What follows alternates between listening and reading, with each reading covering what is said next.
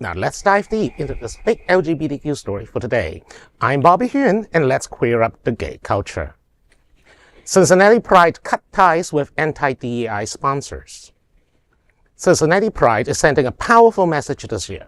You can't celebrate us while abandoning us.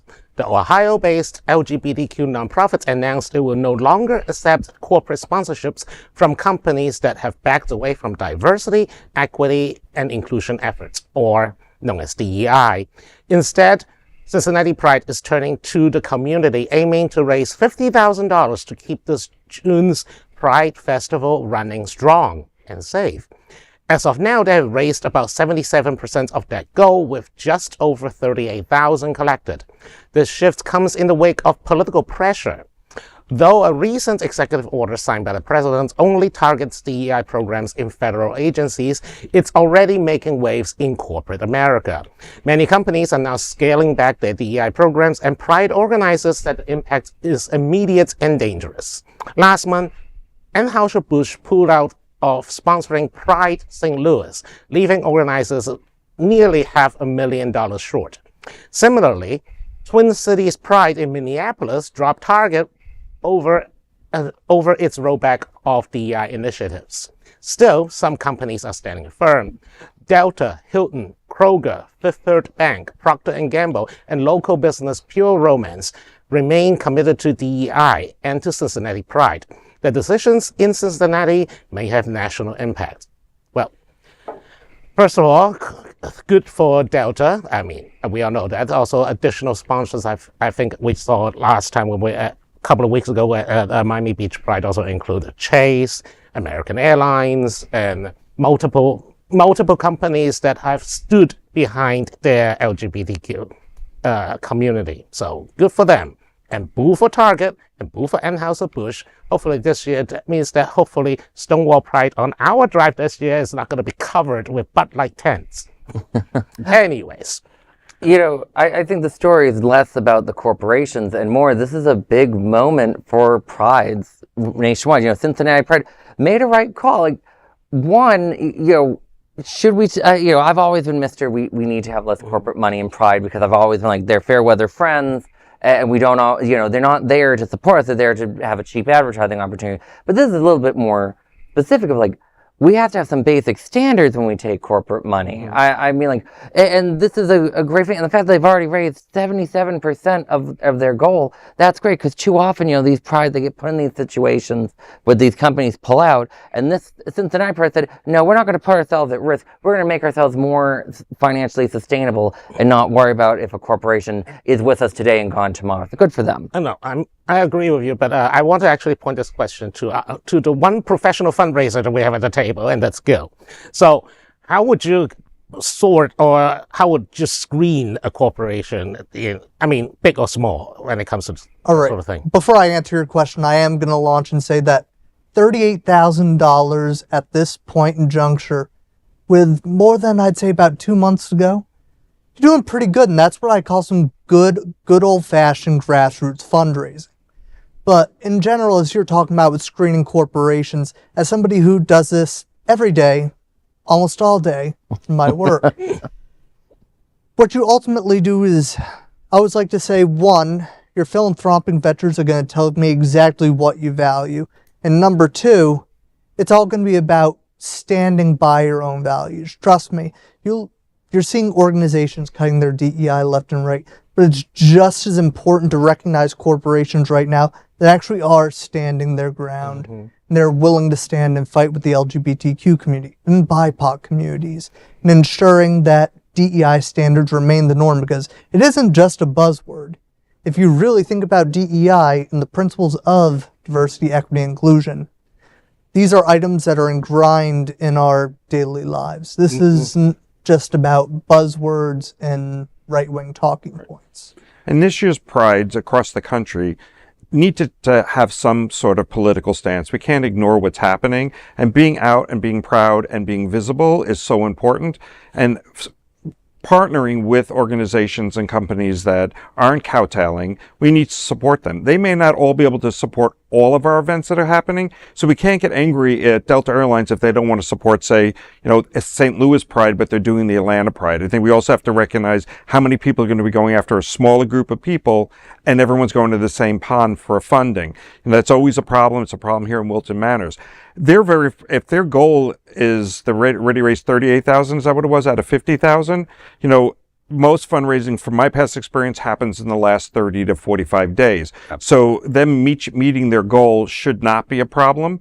And also, they're clearly different than we are down here in South Florida, because our security budget is more than that 38,000 just in security for Wilton Drive. So them being able to do it within that kind of budget is amazing. To be able to pull that whole that's thing not off. their entire budget. Right. They just needed to replace That's their right. Okay. sponsor. Well, but I think you touched on a huge point about Pride in general, is that we do need to be political. I mean, we have to remember that that's why Pride was created, right? It was a political stance. Right. And I think over the years we've gotten comfortable and we've turned complacent, and we've turned Pride into more of a party. And there's always been this argument between the companies that are there, as it's just a big, commercial for them. Do they really support the LGBTQ community at large, or are they just, cashing in June and disappearing?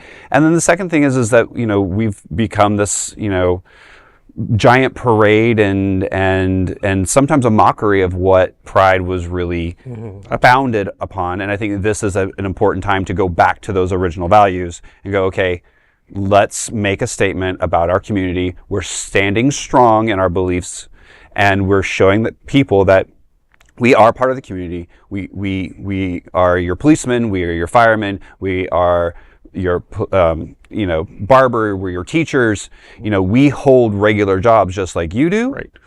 And we are your neighbors. And these companies that are with us are the people who employ us. Or employ people that you know. So I think there is a strong political message that we need to really kind of fall back onto, and I think this is going to force us to do that. And I think, the last couple of years in Florida with Ron DeSantis as our governor, we have been fighting a lot of things that are now going national. The whole DEI thing in Florida, Don't Say Gay, the banning of books, all those kinds of things now we're seeing on a national level. And I don't even know that we did that great a job while we were under attack within our own Pride, because we're still trying to make a party out of it and sell as many rainbow flags as we could. And I think this year, nationwide, as you were saying, and as I said earlier, it has to be a political statement. There is no room for fun. And I don't mean take all the fun out of it, but the parade is not as important as actually a march.